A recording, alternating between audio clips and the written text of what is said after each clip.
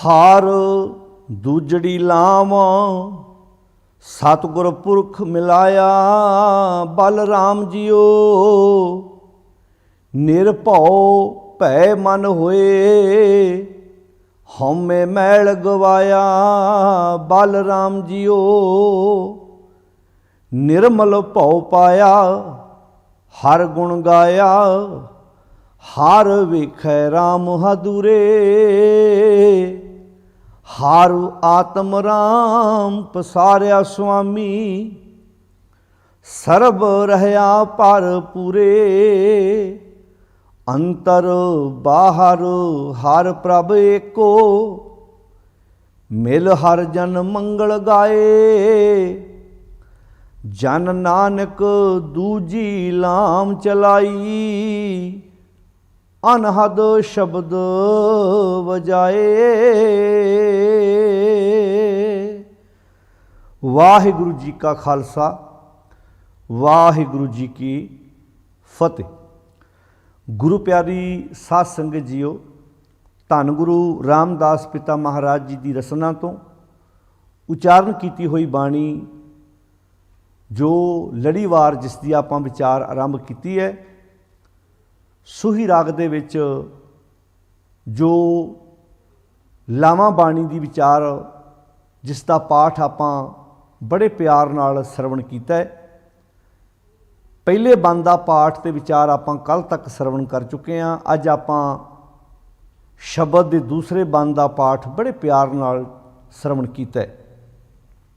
जिवें कि आपां पहलां भी विचार साझे कर चुके हैं कि शब्द एक ही है, ਇਹਦੇ ਬੰਦ ਚਾਰ ਨੇ। ਜਦੋਂ ਇੱਕ ਇੱਕ ਬੰਦ ਦਾ ਪਾਠ ਕੀਤਾ ਜਾਂਦਾ ਹੈ ਤੇ ਜਿਸ ਲੜਕੇ ਲੜਕੀ ਦਾ ਆਨੰਦ ਕਾਰਜ ਹੁੰਦਾ ਹੈ ਉਹ ਗੁਰੂ ਗ੍ਰੰਥ ਸਾਹਿਬ ਜੀ ਨੂੰ ਸੱਜੇ ਹੱਥ ਰੱਖ ਕੇ ਇੱਕ ਇੱਕ ਲਾਂ ਦਾ ਜਦੋਂ ਪਾਠ ਗ੍ਰੰਥੀ ਸਿੰਘ ਪਾਠੀ ਸਿੰਘ ਕਰਦਾ ਹੈ, ਉਸ ਵਕਤ ਲੜਕਾ ਅਤੇ ਲੜਕੀ ਉਸ ਪਾਠ ਨੂੰ ਸਰਵਣ ਕਰਨ ਤੋਂ ਬਾਅਦ ਜਦੋਂ ਰਾਗੀ ਸਿੰਘ ਉਸ ਬੰਦ ਦਾ ਗਾਇਨ ਕਰਦੇ ਨੇ ਤੇ ਲੜਕਾ ਅਤੇ ਲੜਕੀ ਗੁਰੂ ਗ੍ਰੰਥ ਸਾਹਿਬ ਜੀ ਦੀਆਂ ਪ੍ਰਕਰਮਾਂ ਕਰਦੇ ਨੇ, ਉਹਨੂੰ ਅਸੀਂ ਲਾਂ ਕਹਿੰਦੇ ਹਾਂ। ਹੁਣ ਇਹ ਚਾਰ ਲਾਵਾਂ ਦਾ ਪਾਠ ਸਾਡੇ ਸਿੱਖਾਂ ਦੇ ਵਿੱਚ ਜਦੋਂ ਲੜਕਾ ਅਤੇ ਲੜਕੀ ਗ੍ਰਸਥ ਧਰਮ ਦੇ ਵਿੱਚ ਪ੍ਰਵੇਸ਼ ਕਰਦੇ ਨੇ, ਕਿਉਂਕਿ ਦੁਨੀਆ ਦੇ ਜਿੰਨੇ ਵੀ ਮਤ ਨੇ ਹਰ ਮਤ ਦਾ ਜਦੋਂ ਉਹ ਗ੍ਰਸਥ ਮਾਰਗ ਵਿੱਚ ਪ੍ਰਵੇਸ਼ ਕਰਦੇ ਨੇ ਤੇ ਵੱਖਰੇ ਵੱਖਰੇ ਤਰੀਕੇ ਨੇ, ਕੋਈ ਰਿੰਗ ਸਰਾਮਣੀ ਕਰਦਾ ਹੈ, ਕੋਈ ਵੇਦੀ ਦੇ ਬੰਨੇ ਲਾਵਾਂ ਲੈਂਦਾ ਹੈ, कोई जयमाला पाउंदा है। भावें कि साढ़े भी सारा कुछ आ गया है, बल्कि ये मनमत है, साढ़े आनंद कारज तो बाद किसी होर रस्म की जरूरत नहीं है। भावें कि इन्हां ही चार लावां का जो पाठ किया जाता है उहदे विच इस दुनियावी जीव इस्तरी का भावें उस नार है तो कोई मादा है, उस परिपूर्ण परमात्मा अकाल पुरख दे नाल इहदा मिलाप होना है, उहदे नाल इहदा विआह होना है।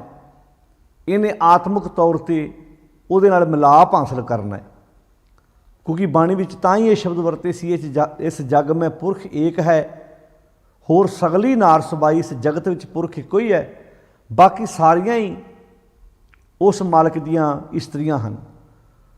ਤੋ ਗੁਰਦੇਵ ਪਿਤਾ ਮਹਾਰਾਜ ਜੀ ਨੇ ਇੱਥੇ ਚਾਰ ਲਾਵਾਂ ਦਾ ਜਿਹੜਾ ਪਾਠ ਅਸੀਂ ਕਰਦੇ ਹਾਂ, ਪਹਿਲੀ ਲਾਂ ਦੀ ਵਿਚਾਰ ਆਪਾਂ ਕੱਲ੍ਹ ਤੱਕ ਸਰਵਣ ਕਰ ਚੁੱਕੇ ਹਾਂ। ਹਰ ਪਹਿਲੜੀ ਲਾਂ ਪ੍ਰਵਿਰਤੀ ਕਰਮ ਦ੍ਰਿੜਾਇਆ ਬਲਰਾਮ ਜੀ। ਪ੍ਰਵਿਰਤੀ ਕਰਮ, ਪ੍ਰਵਿਰਤੀ ਕਰਮ ਦਾ ਅਰਥ ਹੁੰਦਾ ਹੈ ਇੱਕ ਬੰਨੇ ਟੁੱਟਣਾ ਤੇ ਦੂਜੇ ਬੰਨੇ ਜੁੜਨਾ। ਜਦੋਂ ਵਿਸ਼ਿਆਂ ਵਕਾਰਾਂ ਵਾਲੇ ਬੰਨਿਓਂ ਝੂਠ ਨਾਲੋਂ ਬੇਈਮਾਨੀ ਨਾਲੋਂ ਆਪਣੀ ਸੁਰਤ ਨੂੰ ਤੋੜ ਕੇ ਸੱਚੇ ਨਾਮ ਵਾਹਿਗੁਰੂ ਦੀ ਸਿਫਤ ਸਲਾਹ ਵਾਲੇ ਬੰਨੇ ਆਪਣੇ ਮਨ ਨੂੰ ਜੋੜਨਾ, ਇਸ ਨੂੰ ਪ੍ਰਵਿਰਤੀ ਕਰਮ ਕਹਿੰਦੇ ਹਨ। ਲਾਂ ਦਾ ਵੀ ਆਪਾਂ ਅਰਥ ਵਿਚਾਰ ਚੁੱਕੇ ਹਾਂ ਕਿ ਲਾਂ ਦਾ ਅਰਥ ਹੈ ਜਦੋਂ ਇੱਕ ਲੜਕੀ पेके घरों सहुरे घर वाले बने तुरदी है, इधरों लिंक टुटता है तो उधर लिंक जुड़ता है। भावें कि ऐसा नहीं आप कह सकते कि लड़की जो सहुरे घर चलेगी हुण दा पेकियां नाल वो विहार नहीं रहा, पेकियां नाल उहदा मिलाप नहीं रहा, पर जिन्नी अटैचमेंट अज उहदी पेकियां नाल है विआहण तो बाद फिर तो कई बारी ऐसा भी हुंदा है भी कई बारी साल बाद आई पेके, कई बारी 2 साल बाद आई, तो जिहड़ियां धीआं विदेशों में विआहियां नहीं उन्हां तां कई बारी उन्हां नूं 5-5 10-10 साल भी वो अपने पेके घर नहीं आउंदियां, क्योंकि हुण जदों लड़की कुआरी है ਉਹਨੂੰ ਕੋ ਉਹਦਾ ਘਰ ਪੁੱਛਦਾ ਤਾਂ ਇੱਕਦਮ ਦੱਸਦੀ ਹੈ ਕਿ ਮੇਰਾ ਘਰ ਫਲਾਣੇ ਪਿੰਡ ਹੈ, ਫਲਾਣੇ ਸ਼ਹਿਰ ਹੈ, ਫਲਾਣੇ ਮਹੱਲੇ 'ਚ ਹੈ, ਫਲਾਣੇ ਏਰੀਏ 'ਚ ਹੈ। ਪਰ ਜਦੋਂ ਵਿਆਹੀ ਜਾਂਦੀ ਹੈ ਫਿਰ ਉਹ ਆਪਣਾ ਘਰ ਕਿਹੜਾ ਦੱਸਦੀ ਹੈ, ਕਿਉਂਕਿ ਪੈਦਾ ਤਾਂ ਉੱਥੇ ਹੋਈ ਸੀ। ਹੁਣ ਉਹ ਘਰ ਉੱਥੇ ਦੱਸਦੀ ਹੈ ਜਿੱਥੇ ਉਹ ਵਿਆਹੀ ਗਈ ਹੈ, ਜਿੱਥੇ ਉਹ ਆਪਣੇ ਪਤੀ ਦੇ ਲੜ ਲੱਗ ਕੇ ਗਈ ਹੋਈ ਹੈ। ਇੱਦਾਂ ਹੀ ਲਾਂ ਦਾ ਅਰਥ ਹੈ ਜਦੋਂ ਇੱਕ ਬੰਨਿਓ ਨਾਤਾ ਟੁੱਟਣਾ ਹੈ, ਦੂਜੇ ਬੰਨੇ ਜੁੜਨਾ ਹੈ। ਭਾਈ ਕਾਹਨ ਸਿੰਘ ਨਾਭਾ ਜੀ ਨੇ ਦੇ ਅਰਥ ਵੀ ਇਹੋ ਕੀਤੇ ਨੇ, ਜਦੋਂ ਲੜਕੀ ਪੇਕਾ ਘਰ ਛੱਡ ਕੇ, ਆਪਣੇ ਮਾਤਾ ਪਿਤਾ ਵਾਲਾ ਘਰ ਛੱਡ ਕੇ ਉਹ ਆਪਣੇ ਪਤੀ ਵਾਲੇ ਘਰ ਜਾਂਦੀ ਹੈ, ਤੇ ਉਸ ਸਮੇਂ ਨੂੰ ਜਾਂ ਆਪਾਂ ਇੰਝ ਕਹਿ ਸਕਦੇ ਹਾਂ ਕਿ ਲਾਂ ਦਾ ਅਰਥ ਹੈ ਇੱਧਰੋਂ ਟੁੱਟਣਾ ਅਤੇ ਉੱਧਰ ਜਾ ਕੇ ਆਪਣੇ ਮਨ ਨੂੰ ਜੋੜਨਾ ਹੈ। ਪ੍ਰਵਿਰਤੀ ਕਰਮ ਵੀ ਇਹੋ ਹੀ ਹੈ ਕਿ ਇਸ ਵਿੱਚ ਆਪਣੀ ਸੁਰਤ ਨੂੰ ਬੁਰਾਈ ਵਾਲੇ ਬੰਨੇ ਤੋੜਨਾ ਅਤੇ ਸੱਚ ਵਾਲੇ ਬੰਨੇ ਆਪਣੇ ਆਪ ਨੂੰ ਜੋੜਨਾ। ਇਹ ਪ੍ਰਵਿਰਤੀ ਕਰਮ ਦ੍ਰਿੜ ਕਰਾ ਦਿੱਤਾ ਹੈ ਕਿਸ ਨੇ? ਮੇਰੇ ਸਤਿਗੁਰ ਨੇ।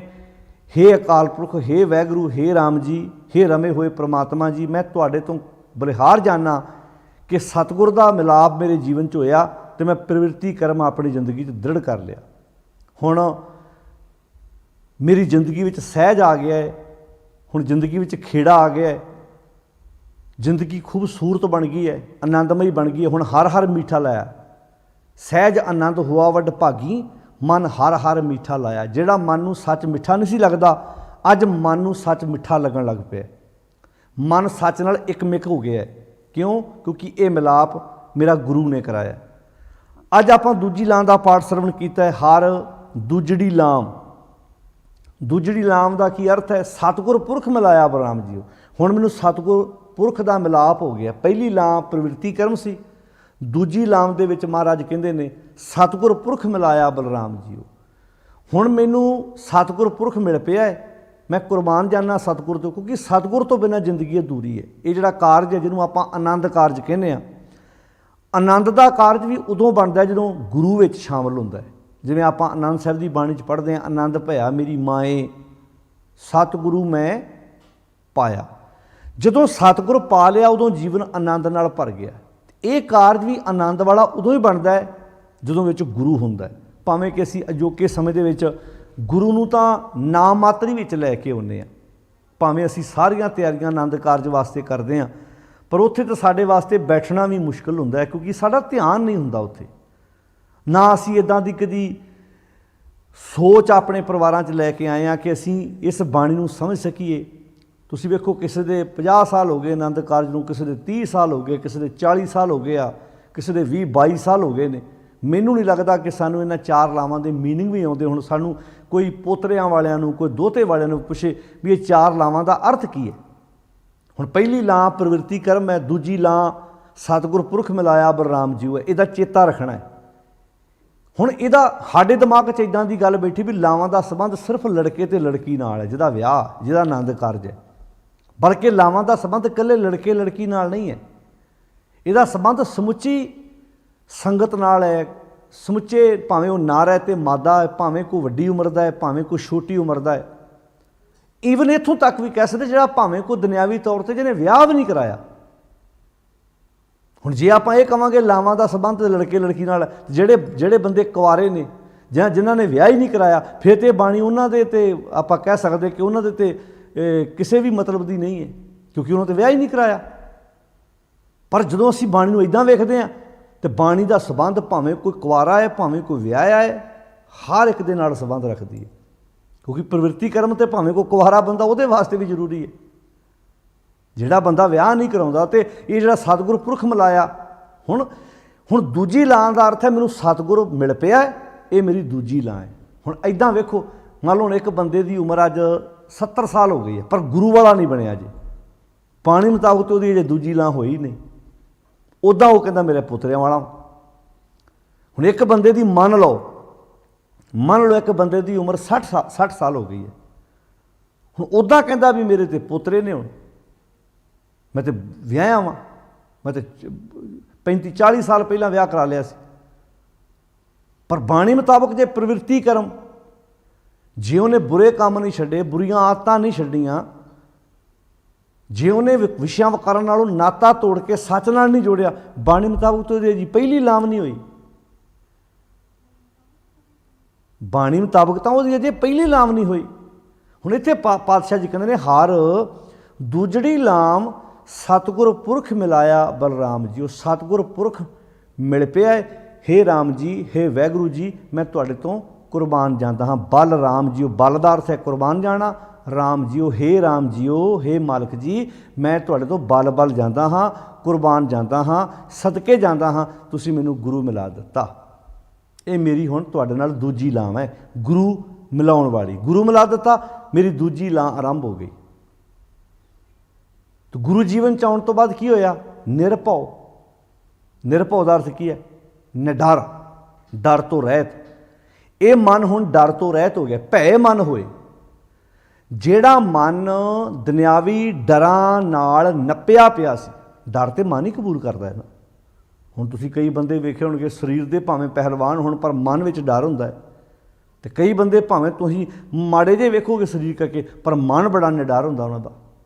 ਜਿਹੜਾ ਡਰ ਹੈ ਨਾ ਉਹ ਮਨ ਨਾਲ ਸੰਬੰਧ ਰੱਖਦਾ ਹੈ। ਹੁਣ ਇੱਥੇ ਸ਼ਬਦ ਵਰਤਿਆ ਨਿਰਭਉ, ਭੈ ਮਨ ਹੋਏ।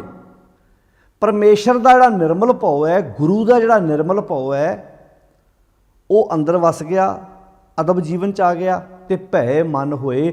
ਮਨ ਦੁਨਿਆਵੀ ਡਰਾਂ ਤੋਂ ਰਹਿਤ ਹੋ ਗਿਆ। ਹਉਮੈ ਮੈਲ ਗਵਾਇਆ ਬਲਰਾਮ ਜੀਓ। ਹਉਮੈ ਦੀ ਮੈਲ ਅੰਦਰੋਂ ਗਵਾਚ ਗਈ। ਕਿਉਂਕਿ ਗੁਰੂ ਜਿਵੇਂ ਕੋਈ ਧੋਬੀ ਕੱਪੜੇ ਨੂੰ ਮਲ ਮਲ ਕੇ ਧੋਂਦਾ ਹੈ, ਗੁਰੂ ਵੀ ਬੰਦੇ ਦੇ ਜੀਵਨ ਵਿੱਚੋਂ ਵਿਸ਼ਿਆਂ ਵਕਾਰਾਂ ਦੀ ਮੈਲ ਬਾਹਰ ਕੱਢਦਾ ਹੈ। ਵਿਸ਼ਿਆਂ ਵਕਾਰਾਂ ਦੀ ਮੈਲ ਬਾਹਰ ਨਿਕਲ ਗਈ, मन डर तो रहत हो गया, मन निरभौ हो गया। निरभौ भय मन होए, हौमे मैल गवाया बलराम जी। हौमे की मैल गवाच गई। हे मालक जी, मैं तुहाडे तो कुर्बान जाना कि तुसीं मैनूं गुरु मिला दिता। गुरु ने मेरा जीवन इंज साफ कर दिता जिवें धोबी कपड़े नूं धो के उहदी मैल बाहर कढ़ दिंदा है। हुण पातशाह अगे कहंदे ने निर्मल भौ पाया। निर्मल भौ दा निर्मल दा अर्थ की है? निर्मल, मैल तो रहत। निर्मल भौ दा अर्थ है अदब, सत्कार, डर।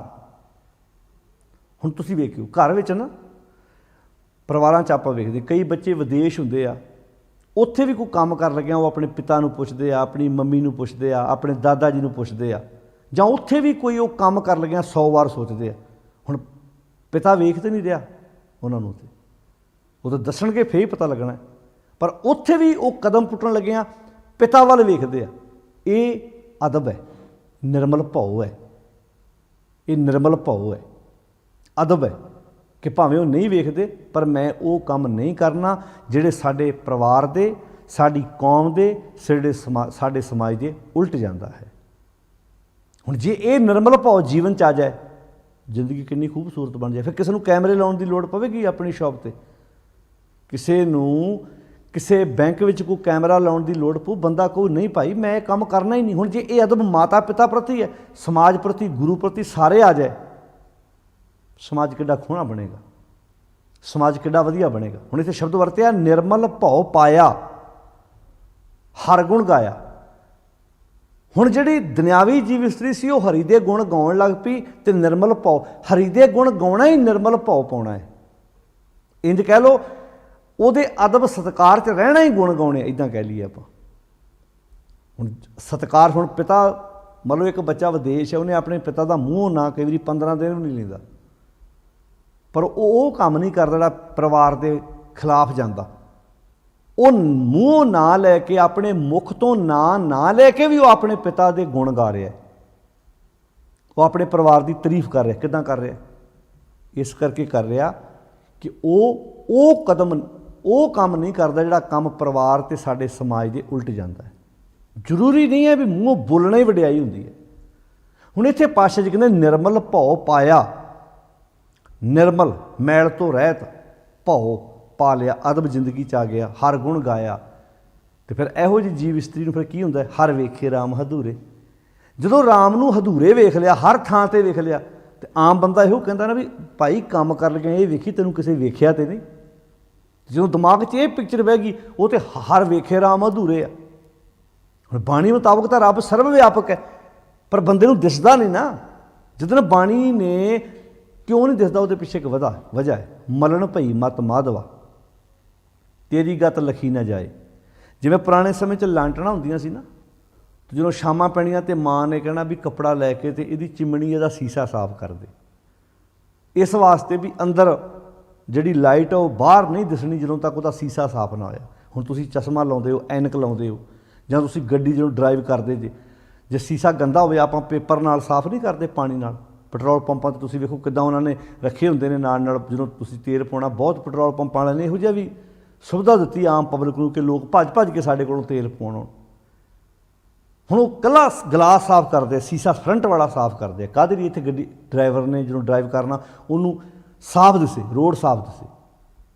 ਇੱਥੇ ਵੀ ਜਦੋਂ ਬਾਣੀ 'ਚੋਂ ਆਪਾਂ ਪੜ੍ਹਦੇ ਮਲਣ ਭਈ ਮੈਲੀ ਹੋ ਗਈ, ਮੱਤ ਦਾ ਸੀਸਾ ਗੰਦਾ ਹੋ ਗਿਆ, ਮਾਧਵਾ ਤੇਰੀ ਗਤ ਲਖੀ ਨਾ ਜਾਏ। ਹੁਣ ਜਦੋਂ ਨਿਰਮਲ ਭਾਉ ਆ ਗਿਆ, ਹੁਣ ਇੱਥੇ ਮੱਤ ਕਾਹਦੇ ਨਾਲ ਗੰਦੀ ਹੋਈ ਹੈ? ਵਿਸ਼ਿਆਂ ਵਕਾਰਾਂ ਨਾਲ, ਹਉਮੈ ਦੀ ਮੈਲ ਲੱਗੀ ਹੋਈ ਹੈ। ਨਹੀਂ ਦਿਸ ਰਿਹਾ ਬੰਦੇ ਨੂੰ। ਜੇ ਦਿਸ ਰਿਹਾ ਹੋਵੇ ਤਾਂ ਇੱਥੇ ਭਰਾ ਦਾ ਕਾਤਲ ਹੋਵੇ। ਜੇ ਦਿਸ ਰਿਹਾ ਹੋਵੇ ਤਾਂ ਬੰਦਾ ਆਪਣੇ ਪਰਿਵਾਰਾਂ ਦੇ ਜੀਆਂ ਦੇ ਕਤਲ ਕਰੀ ਜਾਵੇ, ਸਮਾਜ ਨੂੰ ਪੀੜ ਕੇ ਰੱਖ ਦੇਵੇ। ਜੇ ਸੱਚੀ ਦਿਸਦਾ ਹੋਵੇ, ਮਾਫ਼ ਕਰਨਾ, ਜੇ ਸਮਾਜ 'ਚੋਂ ਦਿਸਦਾ ਹੋਵੇ ਤਾਂ ਇੱਥੇ ਰੇਪ ਹੋਣ। ਜੇ ਸਮਾਜ ਵਿੱਚੋਂ ਸਰਬ ਵਿਆਪਕ ਪਰਮਾਤਮਾ ਦਿਸਦਾ ਹੋਵੇ ਤਾਂ ਸਮਾਜ ਦੀ ਤਸਵੀਰ ਐਸੀ ਹੋਵੇ ਭਲਾ। ਜੇ ਦਿਸਦਾ ਹੋਵੇ ਨਹੀਂ, ਅਸੀਂ ਤਾਂ ਇੱਕ ਥਾਂ 'ਤੇ ਸਥਾਪਿਤ ਕਰ ਲਿਆ ਵੀ ਉੱਥੇ ਮੱਥਾ ਟੇਕੋ, ਰੱਬ ਤੇ ਉੱਥੇ, ਇੱਥੇ ਜੋ ਮਰਜ਼ੀ ਕਰੀ ਜਾਓ। ਸੱਚ ਇਹ ਹੈ ਕਿ ਜੇ ਬਾਣੀ ਮੁਤਾਬਕ ਅਸੀਂ ਸਰਬ ਵਿਆਪਕ ਮਹਿਸੂਸ ਕਰ ਲਿਆ ਫਿਰ ਸਮਾਜ ਖੂਬਸੂਰਤ ਹੋ ਜਾਏਗਾ। ਅਤੇ ਇਹੋ ਸਮਾਜ ਚਾਹੁੰਦਾ ਨਹੀਂ। ਜਿਹੜੇ ਕਰਪਟ ਲੋਕ ਆ, ਚਾਹੇ ਉਹ 'ਚ ਰਾਜਨੀਤਿਕ ਬੰਦੇ ਆ, ਅਖੌਤੀ ਧਾਰਮਿਕ ਲੋਕ ਆ, ਉਹ ਕਦੀ ਨਹੀਂ ਚਾਹੁੰਦੇ ਸਮਾਜ ਸੋਹਣਾ ਬਣੇ। ਉਹ ਤਾਂ ਖਲਾਰਾ ਪਾਈ ਰੱਖਦੇ ਵੀ ਜਿੰਨੇ ਲੋਕ ਉਲਝਣਗੇ ਉਨੀ ਸਾਡੀ ਵਾਹਵਾ ਹੋਏਗੀ। ਕਿਤੇ ਨਾ ਕਿਤੇ ਦਿਮਾਗ 'ਚ ਐਸੀ ਪਿਕਚਰ ਸਾਡੇ ਬੈਠੀ ਹੋਈ ਹੈ। ਹੁਣ ਪਾਤਸ਼ਾਹ ਤੇ ਕਹਿੰਦੇ ਨੇ ਨਿਰਮਲ ਭਾਉ ਪਾਇਆ ਹਰ ਗੁਣ ਗਾਇਆ। ਨਿਰਮਲ ਭਾਉ 'ਚ ਰਹਿਣਾ, ਅਦਬ 'ਚ ਰਹਿਣਾ ਹੀ ਪਰਮੇਸ਼ਰ ਦੇ ਵਾਸਤੇ 'ਚ ਗੁਣ ਗਾਉਣੇ ਨੇ। ਹਰ ਵੇਖੇ ਰਾਮ ਹਦੂਰੇ। ਫਿਰ ਇਹੋ ਜਿਹੀ ਜੀਵ ਇਸਤਰੀ ਹਰ ਵੇਖੇ ਰਾਮ ਹਦੂਰੇ, ਹਰ ਥਾਂ 'ਤੇ ਮਾਲਕ ਨੂੰ ਸਰਵ ਵਿਆਪਕ ਵੇਖਦੀ ਹੈ। ਭਾਵੇਂ ਉਹ ਨਾਰੇ ਕੋ ਮਤ ਹੈ, ਹਰ ਬੰਦਾ ਕਹਿੰਦਾ ਪ੍ਰਮਾਤਮਾ ਮੇਰੇ ਅੰਗ ਸੰਗ ਹੈ ਭਾਈ। ਫਿਰ ਗ੍ਰਸਤ ਮਾਰਗ ਦੇ ਤੁਰਿਆਂ ਪਰਿਵਾਰਾਂ 'ਚ ਰਹਿੰਦੇ ਆ, ਕੋਈ ਬਖੇੜੇ ਖੜੇ ਹੋਣਗੇ, ਕੋਈ ਤਰੇੜਾਂ ਪੈਣਗੀਆਂ। ਜੇ ਅਸੀਂ ਇਹਨਾਂ ਲਾਵਾਂ ਦੇ ਮੀਨਿੰਗ ਇੱਦਾਂ ਸਮਝ ਸਕੀਏ ਤਾਂ ਹਰ ਵੇਖੇ ਰਾਮ ਹਦੂਰੇ, ਹਰ ਆਤਮ ਰਾਮ ਪਸਾਰਿਆ ਸੁਆਮੀ। ਉਹਨੂੰ ਸਮਝ ਆ ਗਈ ਹਰੀ ਵਾਹਿਗੁਰੂ ਅਕਾਲ ਪੁਰਖ ਨੇ ਹਰ ਆਤਮ ਰਾਮ ਪਸਾਰਿਆ। ਉਹਦਾ ਆਪਣਾ ਪਸਾਰਾ ਸਾਰੇ ਸੰਸਾਰ 'ਤੇ ਫੈਲਿਆ ਹੋਇਆ ਹੈ, ਸਾਰੇ ਸੰਸਾਰ 'ਤੇ ਫੈਲਿਆ ਹੋਇਆ। ਸਰਬ ਰਿਹਾ ਭਰਪੂਰੇ, ਹਰ ਥਾਂ 'ਤੇ ਭਰਪੂਰ, ਨੱਕਾ ਨੱਕ ਭਰਿਆ ਪਿਆ। ਇਹ ਦੱਸਿਆ ਕਿਹਨੇ? ਸਤਿਗੁਰ ਨੇ। ਤਾਂ ਆਖਿਆ ਸੀ ਹਰ ਦੂਜੜੀ ਲਾਮ ਸਤਿਗੁਰ ਪੁਰਖ ਮਿਲਾਇਆ ਬਲਰਾਮ ਜੀ। ਸਤਿਗੁਰ ਪੁਰਖ ਦਾ ਜੀਵਨ 'ਚ ਆਉਣ ਤੋਂ ਬਾਅਦ ਪਤਾ ਲੱਗ ਗਿਆ ਹਰ ਆਤਮ ਰਾਮ ਪਸਾਰਿਆ ਸੁਆਮੀ। ਉਹ ਵਾਹਿਗੁਰੂ ਅਕਾਲ ਪੁਰਖ ਸਾਰੇ ਸੰਸਾਰ 'ਤੇ ਇੱਕ ਰਸ ਵਿਆਪਕ ਹੈ।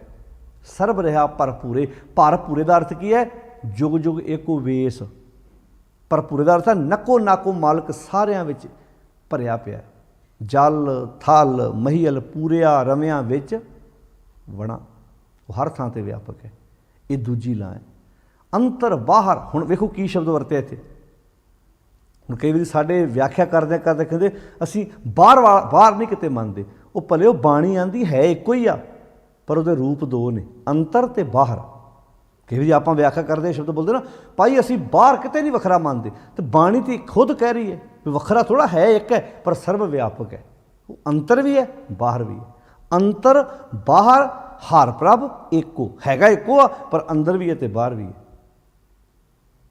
ਜਿਹੜਾ ਦੁੱਧ ਹੈ ਉਹਦਾ ਦੁੱਧ ਰੂਪ ਵੀ ਹੈਗਾ, ਉਹਦਾ ਦਹੀਂ ਰੂਪ ਵੀ ਹੈਗਾ, ਉਹਦਾ ਮੱਖਣ ਰੂਪ ਵੀ ਹੈਗਾ, ਉਹਦਾ ਪਨੀਰ ਰੂਪ ਵੀ ਹੈਗਾ, ਉਹਦਾ ਘਿਓ ਰੂਪ ਵੀ ਹੈਗਾ। ਹੈਗਾ ਤਾਂ ਇੱਕੋ ਹੀ ਹੈ ਨਾ।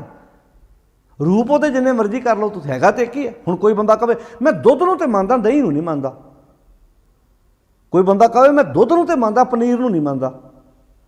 ਮੈਂ ਦੁੱਧ ਨੂੰ ਤਾਂ ਮੰਨਦਾ, ਘਿਓ ਨੂੰ ਨਹੀਂ ਮੰਨਦਾ। ਮਾਫ਼ ਕਰਨਾ, ਇਹ ਸਟੇਟਮੈਂਟ ਬੇਵਕੂਫਾਂ ਵਾਲੀ ਸਟੇਟਮੈਂਟ ਨਹੀਂ ਹੋਏਗੀ ਭਲਾ ਉਹਦੀ। ਇਹ ਵਿਚਾਰ ਵੀ ਮੈਂ ਲੱਕੜ ਨੂੰ ਤਾਂ ਮੰਨਦਾ, ਦਰਵਾਜ਼ੇ ਨੂੰ ਨਹੀਂ ਮੰਨਦਾ। ਮੈਂ ਲੱਕੜ ਨੂੰ ਮੰਨਦਾ, ਖਿੜਕੀ ਨੂੰ ਨਹੀਂ ਮੰਨਦਾ। ਵੀ ਹੈ ਲੱਕੜ ਦਾ ਰੂਪ ਹੀ ਲੱਕੜ ਦਾ ਰੂਪ ਦਰਵਾਜ਼ਾ ਵੀ ਹੈ, ਖਿੜਕੀ ਵੀ ਹੈ, ਬਾਰੀ ਵੀ ਹੈ, ਹਰ ਇੱਕ ਚੀਜ਼ ਹੈ। ਰੂਪ ਅਲੱਗ ਅਲੱਗ ਨੇ। ਇੱਦਾਂ ਸ਼ਬਦ ਵਰਤਿਆ ਅੰਤਰ ਬਾਹਰ ਹਰ ਪ੍ਰਭ ਇੱਕੋ। ਹੈ ਇੱਕੋ ਹੀ ਹੈ ਪਰ ਅੰਤਰ ਬਾਹਰ, ਜਿਹਨੂੰ ਨਿਰਗੁਣ ਅਤੇ ਸਰਗੁਣ ਕਹਿੰਦੇ ਆਪਾਂ। ਵੀ ਨਿਰਗੁਣ ਵੀ ਉਹ ਅਤੇ ਸਰਗੁਣ ਵੀ ਉਹ ਹੈ ਇੱਕੋ ਹੀ ਹੈ। ਬਾਹਰ ਦਾ ਰੂਪ ਕਈ ਵਾਰੀ ਢਹਿ ਜਾਂਦਾ ਪਰ ਅੰਤਰ रूप ਉਹਦਾ ਇੱਕ ਹੀ ਹੈ। ਹੁਣ ਇੱਥੇ ਸ਼ਬਦ ਵਰਤਿਆ ਅੰਤਰ ਬਾਹਰ ਹਰ ਪ੍ਰਭ ਏਕੋ ਮਿਲ ਹਰ ਜਨ। ਹਰ ਜਨ ਕੌਣ ਆ? ਗੁਰੂ। ਗੁਰੂ ਹਰੀ ਜਨ ਨੂੰ ਮਿਲ ਕੇ ਮੰਗਲ ਗਾਏ। ਮੰਗਲ ਕਾਹਦੇ ਗਾਏ? ਖੁਸ਼ੀ ਦੇ ਗੀਤ ਗਾਏ। ਜੀਵਨ 'ਚ ਆਨੰਦ ਭਰ ਗਿਆ। ਗੁਰੂ ਨੇ ਫਿਰ ਰਾਹ ਦੱਸਿਆ। ਭੂਲੇ ਮਰਗ ਜਿਨੇ ਬਤਾਇਆ ਐਸਾ ਗੁਰ ਵਡ ਭਾਗੀ ਪਾਇਆ। ਜਨ ਨਾਨਕ ਦੂਜੀ ਲਾਮ ਚਲਾਈ। ਜਨ ਨਾਨਕ ਦੂਜੀ ਲਾਮ ਚਲਾਈ। ਜੀਵ ਇਸਤਰੀ ਦੀ ਦੂਜੀ ਲਾਮ।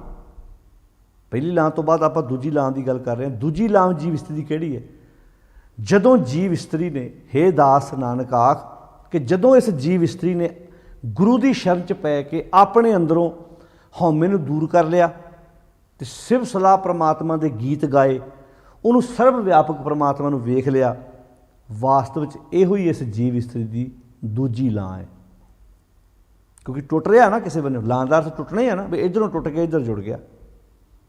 ਗੁਰੂ ਦੀ ਸ਼ਰਨ ਪੈ ਕੇ, ਗੁਰੂ ਦੀ ਸ਼ਰਨ ਵਿੱਚ ਮਨ ਆਣ ਕੇ ਟਿਕ ਗਿਆ ਤੇ ਹਉਮੈ ਦੂਰ ਕਰ ਲਈ ਹੈ, ਹਉਮੈ ਨਾਲੋਂ ਟੁੱਟ ਗਈ ਆ ਤੇ ਨਿਮਰਤਾ ਵਾਲੇ ਬੰਨੇ ਜੁੜ ਗਈ ਹੈ, ਲਾਂ ਹੈ ਨਾ। ਹੁਣ ਪ੍ਰਮਾਤਮਾ ਦੇ ਸਿਵ ਸਲਾਹ ਦੇ ਗੀਤ ਗਾਉਣ ਲੱਗ ਪਈ ਆ। ਪਹਿਲਾਂ ਗੀਤ ਗਾਉਂਦੀ ਨਹੀਂ ਸੀ, ਪਹਿਲਾਂ ਗੰਧਨ ਵੈਣ ਸੁਣੇ ਉਰਝਾਵੇ ਸੀ, ਨਾਮ ਲੈ ਤਲਕਾਇਆ ਸੀ। ਹੁਣ ਸਿਵ ਸਲਾਹ ਦੇ ਗੀਤ ਗਾਉਣ ਲੱਗ ਪਈ ਆ।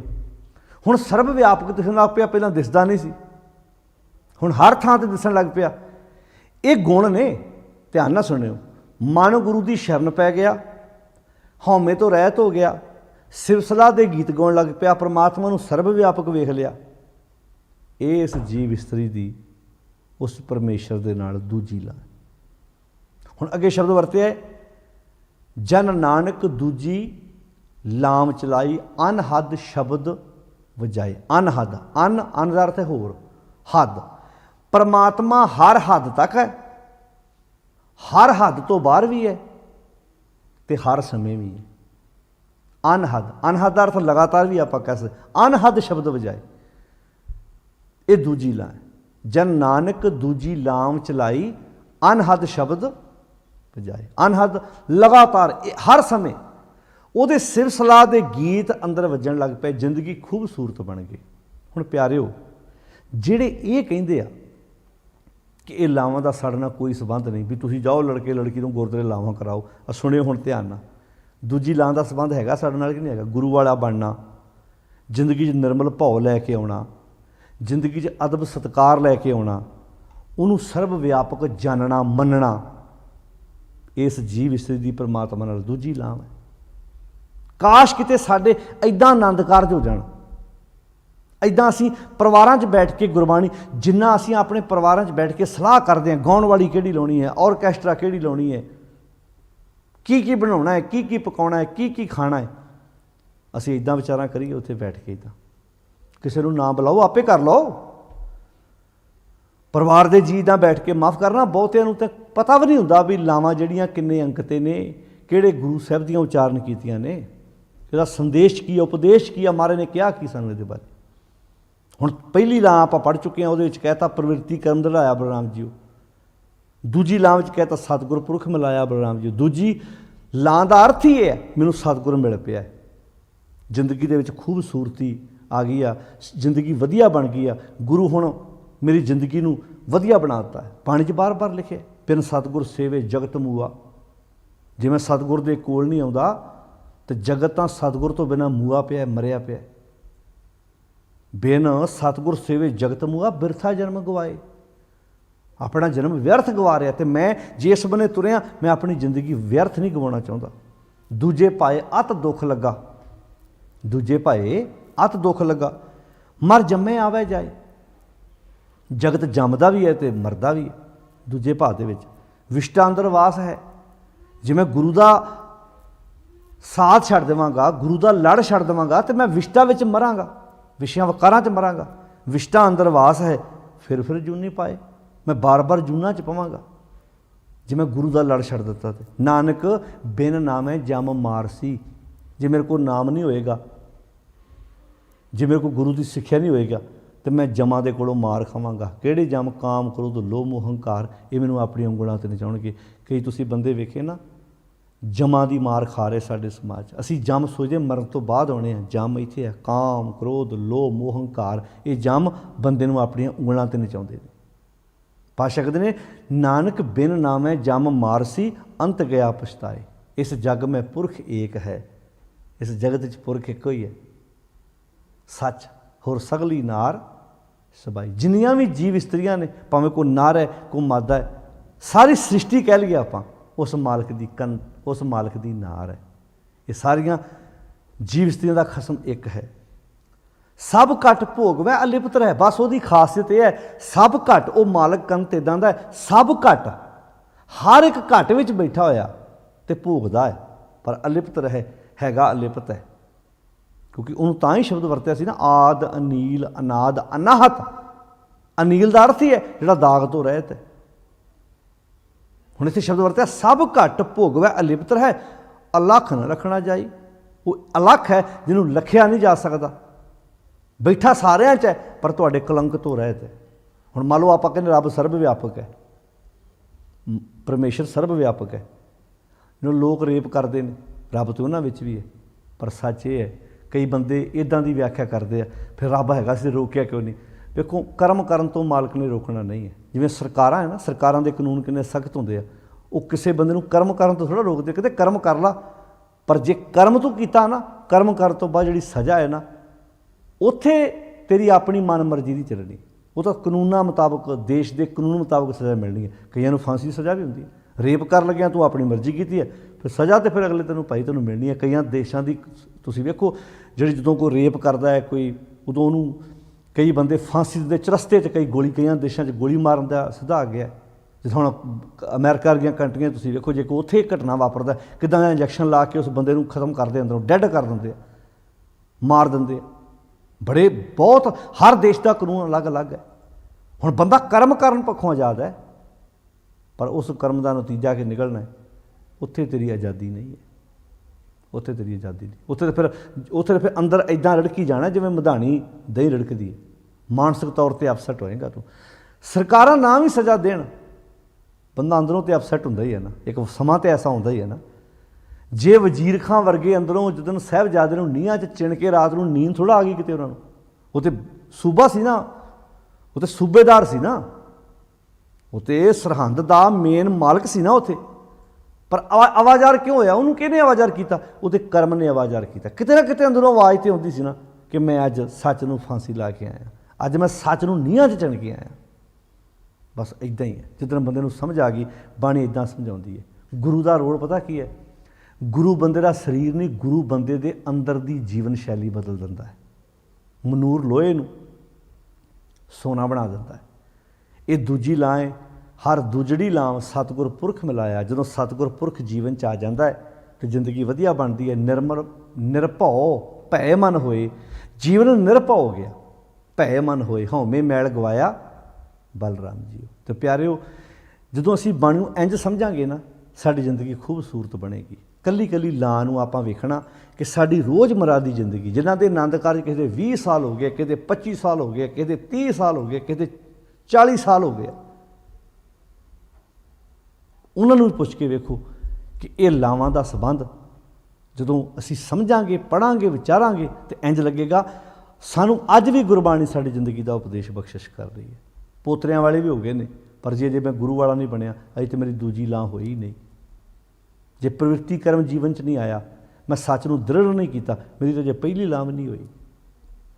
ਨਿਰਭਉ ਭੈ ਮਨ ਹੋਏ, ਹਉਮੈ ਮੈਲ ਗਵਾਇਆ ਬਲਰਾਮ ਜੀਓ। ਨਿਰਮਲ ਭਉ ਪਾਇਆ, ਜਦੋਂ ਅੰਦਰ ਅਦਬ ਆ ਗਿਆ, ਸਤਿਕਾਰ ਆ ਗਿਆ, ਹਰ ਗੁਣ ਗਾਇਆ। ਅਦਬ ਸਤਿਕਾਰ 'ਚ ਰਹਿਣਾ ਹੀ ਹਰੀ ਦੇ ਗੁਣ ਗਾਉਣੇ ਨੇ। ਹਰ ਵੇਖੇ ਰਾਮ ਹਦੂਰੇ, ਹਰ ਥਾਂ 'ਤੇ ਮਾਲਕ ਨੂੰ ਮਹਿਸੂਸ ਕਰ ਲਿਆ।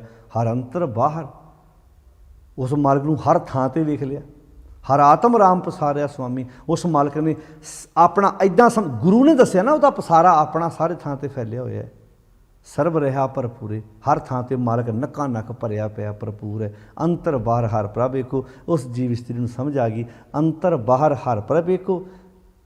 ਮਿਲ ਹਰ ਜਨ, ਹਰ ਜਨ, ਹਰੀ ਦਾ ਜਨ ਕੌਣ ਹੈ? ਗੁਰੂ। ਉਹਨੂੰ ਮਿਲ ਕੇ ਮੰਗਲ ਗਾਏ, ਉਹਨੇ ਫਿਰ ਖੁਸ਼ੀ ਦੇ ਗੀਤ ਗਾਏ। ਜ਼ਿੰਦਗੀ ਵਧੀਆ ਬਣ ਗਈ, ਕਿਉਂਕਿ ਆਨੰਦ ਪਿਆ ਮੇਰੀ ਮਾਏ ਸਤਿਗੁਰੂ ਮੈਂ ਪਾਇਆ ਨਾ। ਸਤਿਗੁਰੂ ਨੂੰ ਮਿਲ ਕੇ ਅੰਦਰ ਮੰਗਲ ਆਉਣਾ ਸੀ। मिल हर जन मंगल गाए, जन नानक दूजी लाम चलाई, अनहद शब्द वजाए। अनहद शब्द वजन लग पिया, भाव एक रस सिर सलाह के गीत अंदर वजन लग पे। जिंदगी वधिया बन गई। इस जीव इस्त्री की अपने उस मालक परिपूर्ण परमात्मा नाल दूजी लाम है। इस तो बाद तीजी ते चौथी ਆਪਾਂ ਲਾਵਾਂ ਦੀ ਜਦੋਂ ਵਿਚਾਰ ਕਰਾਂਗੇ, ਵੇਖਿਓ ਕਿੰਨੇ ਸੋਹਣੇ ਸਟੈਪ ਨੇ। ਇਹ ਪੜਾਅ ਅਸਲ 'ਚ ਪੌੜੀਆਂ, ਸੀੜੀਆਂ, ਜਿਵੇਂ ਆਪਾਂ ਕਿਸੇ ਕੋਠੇ 'ਤੇ ਚੜ੍ਹਨਾ ਹੋਵੇ, ਕਿਸੇ ਮਕਾਨ 'ਤੇ ਚੜ੍ਹਨਾ ਹੋਵੇ, ਆਪਾਂ ਪੌੜੀਆਂ ਚੜ੍ਹਦੇ ਹਾਂ, ਸਟੈਪ ਰੱਖਦੇ ਹਾਂ ਵੀ ਆ ਪਹਿਲੀ ਸੀੜੀ 'ਤੇ ਪੈਰ ਹੈ, ਦੂਜੀ ਸੀੜੀ 'ਤੇ ਪੈਰ ਹੈ। ਇਹ ਸਟੈਪ ਹੈ। ਪਹਿਲਾ ਪ੍ਰਵਿਰਤੀ ਕਰਮ ਹੈ, ਦੂਜਾ ਸਤਿਗੁਰੂ ਪੁਰਖ ਮਿਲਾਇਆ ਬਲਰਾਮ ਜੀਓ। ਇਸ ਤੋਂ ਬਾਅਦ ਆਪਾਂ ਤੀਜੀ 'ਤੇ ਜਾਣਾ, ਤੀਜਾ ਕਿਹੜਾ ਸਟੈਪ ਹੈ, ਫਿਰ ਚੌਥੇ 'ਤੇ ਜਾ ਕੇ ਕੀ ਗੁਰੂ ਸਾਹਿਬ ਜੀ ਨੇ ਨਿਚੋੜ ਕੱਢਿਆ। ਅਤੇ ਜਿੱਦਣ ਆਪਾਂ ਸਮਝ ਲਿਆ ਸੱਚ ਹੈ, ਜੇ ਕੋਈ ਬੰਦਾ ਗੱਲ ਕਹਿਣੀ ਜਾਣਦਾ ਪਰਿਵਾਰਾਂ 'ਚ, ਉਹਨੂੰ ਸੁਣਨ ਦੀ ਵੀ ਜਦੋਂ ਸ਼ਕਤੀ ਆ ਗਈ, ਪਰਿਵਾਰ ਵਧੀਆ ਬਣ ਜਾਣਗੇ, ਖੂਬਸੂਰਤ ਬਣ ਜਾਣਗੇ। ਫਿਰ ਸਾਨੂੰ ਕਿਸੇ ਨੂੰ ਪੁੱਛਣ ਦੀ ਲੋੜ ਨਹੀਂ ਪਵੇਗੀ ਕਿ ਜ਼ਿੰਦਗੀ ਜਿਹੜੀ ਉਲਝੀ ਪਈ ਹੈ ਇਹਨੂੰ ਸੁਲਝਾਉਣਾ ਕਿੱਦਾਂ ਹੈ, ਕਿਉਂਕਿ ਗੁਰੂ ਜ਼ਿੰਦਗੀ ਨੂੰ ਵਧੀਆ ਬਣਾਉਂਦਾ ਹੈ। ਇਹ ਭੁੱਲਿਆਂ ਜਾਂਦਿਆਂ ਨੂੰ, ਕੁਰਾਏ ਪਿਆਂ ਨੂੰ ਸਿੱਧੇ ਰਸਤੇ ਪਾਉਂਦਾ ਹੈ। ਤੋ ਸਾਰਿਆਂ ਦਾ ਧੰਨਵਾਦ ਸਾਧ ਸੰਗਤ ਜੀ, ਤੁਸੀਂ ਬੜੇ ਪਿਆਰ ਨਾਲ ਟਿਕਾ 'ਚ ਬੈਠ ਕੇ ਇਸ ਬਾਣੀ ਦੀ ਵਿਚਾਰ ਸਰਵਣ ਕਰ ਰਹੇ ਹੋ। ਕੋਸ਼ਿਸ਼ ਕਰੋ ਆਪ ਪੜ੍ਹੋ। 773 ਨੰਬਰ ਅੰਕ ਤੋਂ ਲਾਵਾਂ ਦਾ ਪਾਠ ਆਰੰਭ ਹੁੰਦਾ ਹੈ। ਇਹ ਜਿਹੜੀ ਆਪਾਂ ਦੂਜੀ ਲਾਂ ਦਾ ਪਾਠ ਅੱਜ ਪੜ੍ਹਿਆ, ਇਹ 774 ਨੰਬਰ ਅੰਕ 'ਤੇ ਹੈ, ਕਿਉਂਕਿ 73 ਤੋਂ ਸ਼ੁਰੂ ਹੋ ਕੇ 74 'ਤੇ ਜਾ ਕੇ ਲਾਵਾਂ ਦਾ ਪਾਠ ਸਮਾਪਤ ਹੁੰਦਾ ਹੈ। ਕੋਸ਼ਿਸ਼ ਕਰੋ ਆਪ ਪੜ੍ਹੋ, ਸਮਝੋ, ਵਿਚਾਰੋ, ਅਤੇ ਕਿੰਨਾ ਸੋਹਣਾ ਆਨੰਦ ਆਵੇ ਜਦੋਂ ਕਿ ਹੁਣ ਮੰਨ ਲਓ ਜੇ ਸਾਰੀ ਬਰਾਤ ਲਾਵਾਂ ਦਾ ਪਾਠ ਉਹਦੇ ਮੀਨਿੰਗ ਪੜ੍ਹ ਕੇ ਗਈ ਹੋਵੇ, ਜਦੋਂ ਉੱਥੇ ਗ੍ਰੰਥੀ ਸਿੰਘ ਲਾਵਾਂ ਦਾ ਪਾਠ ਕਰਾ ਰਿਹਾ ਹੋਵੇ, ਲਾਵਾਂ ਹੋ ਰਹੀਆਂ ਹੋਣ, ਤਾਂ ਇੱਦਾਂ ਦਿਮਾਗ 'ਚ ਪਿਕਚਰ ਨਹੀਂ ਆਏਗੀ ਕਿ ਵੇਖੋ ਜੀ ਜਿਹੜਾ ਮੈਂ ਘਰੋਂ ਪੜ੍ਹ ਕੇ ਆਇਆ ਕਿੰਨਾ ਸੋਹਣਾ। ਪਰ ਤਿਆਰ ਸਾਡੇ ਦਿਮਾਗ 'ਚ ਇਹ ਖਿਆਲ ਹੁੰਦਾ ਕਿਤੇ ਹੈ। ਜਦੋਂ ਬੱਚਾ ਹੋਮਵਰਕ ਕਰਕੇ ਆਇਆ ਅਤੇ ਕਲਾਸ ਜਦੋਂ ਟੀਚਰ ਪੜ੍ਹਾਉਂਦਾ ਤਾਂ ਕਿੰਨੇ ਧਿਆਨ ਨਾਲ ਪੜ੍ਹਦਾ ਵਿਦਿਆਰਥੀ, ਕਿਉਂਕਿ ਉਹਦੇ ਦਿਮਾਗ 'ਚ ਪਿਕਚਰ ਬਣੀ ਹੁੰਦੀ ਵੀ ਜੋ ਮੈਂ ਪਹਿਲਾਂ ਪੜ੍ਹ ਕੇ ਆਇਆ ਟੀਚਰ ਵੀ ਉਹ ਮੈਨੂੰ ਪੜ੍ਹਾ ਰਿਹਾ। ਕਾਸ਼ ਕਿਤੇ ਸਾਡੀਆਂ ਗੁਰਦੁਆਰੇ 'ਚ ਬੈਠਣ ਦਾ ਸਿਸਟਮ ਸਕੂਲਾਂ ਵਰਗਾ ਹੋ ਜਾਏ ਅਤੇ ਅਸੀਂ ਵਧੀਆ ਜੀਵਨ ਜੀਅ ਸਕਦੇ ਹਾਂ ਅਤੇ ਖੂਬਸੂਰਤ ਜ਼ਿੰਦਗੀ ਜਿਹੜੀ ਹੈ ਸਾਡੀ ਬਣ ਸਕਦੀ। ਸਾਰਿਆਂ ਦਾ ਧੰਨਵਾਦ ਜੀ। ਇੰਨੇ ਕੁ ਬਚਨ ਪ੍ਰਵਾਨ ਕਰਨੇ। ਅਦਬ ਸਤਿਕਾਰ ਨਾਲ ਫਤਿਹ ਬੁਲਾਓ। ਬੜੇ ਪਿਆਰ ਨਾਲ ਆਖੋ ਸਾਧ ਸੰਗਤ ਜੀ, ਵਾਹਿਗੁਰੂ ਜੀ ਕਾ ਖਾਲਸਾ, ਵਾਹਿਗੁਰੂ ਜੀ ਕੀ ਫਤਿਹ।